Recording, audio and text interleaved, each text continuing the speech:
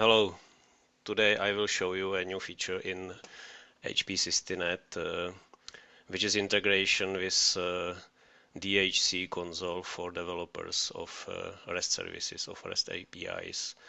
Um, so now I have here a virtual appliance with HP Systinet version 10.02. So I will show you how it works from Systinet and also from the other side, from the DHC tool.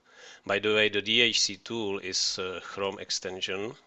I have installed it already.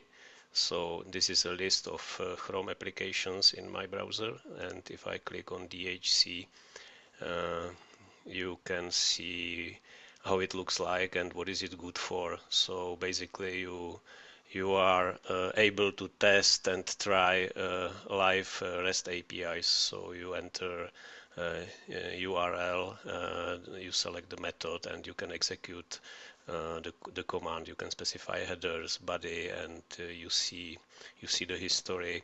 So it's really useful tool for developers. So if I go back to my Systinet and log in as admin with default password change IT.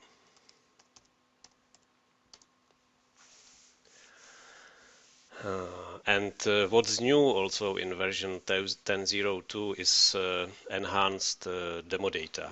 In demo data we have now HP Systinet APIs, so the own APIs of the product itself.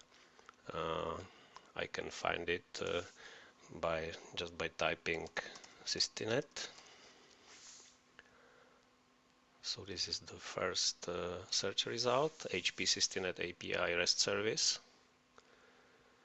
And as you see, there are some global HTTP requests like remote DQL execution endpoint and basic product information.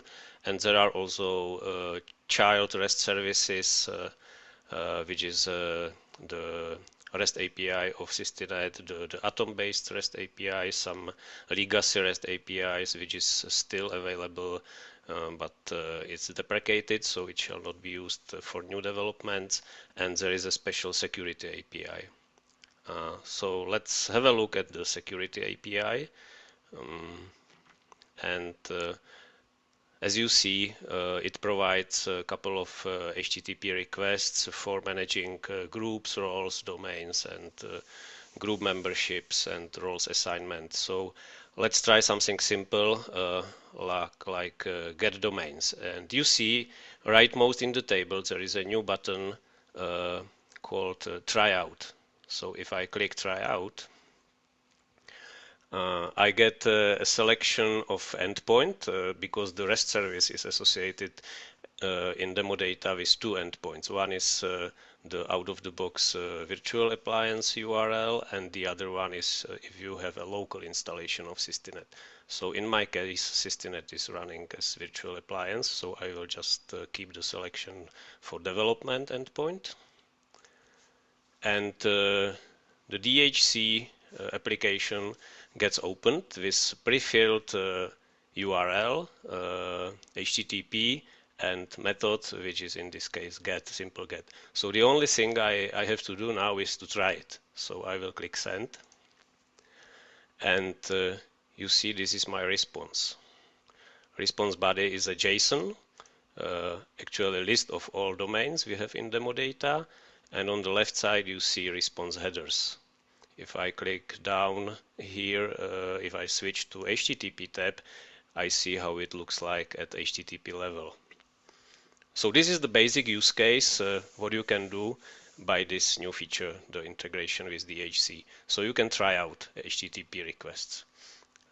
Second use case is that if you are like a provider of API and you are publishing APIs to Systinet, you can enhance the data by exporting this HTTP request and response body to Systinet. So here you see the action export to HP Systinet, so I can click it. which is actually saving example to Systinet, saved successfully. And what happened in Systinet now? It was get domains. So if I open this get domains HTTP request, I see here in the example section the request example and associated response. And so this is what we have got in DHC tool. So this is the second use case I wanted to demonstrate. And finally, also from the other side around, from DHC, there are some capabilities to browse Systinet and work from here directly. So I can import HPE Systinet repository. The only thing you have to provide is Systinet URL. In my case, it's 127.0.0.1/Systinet.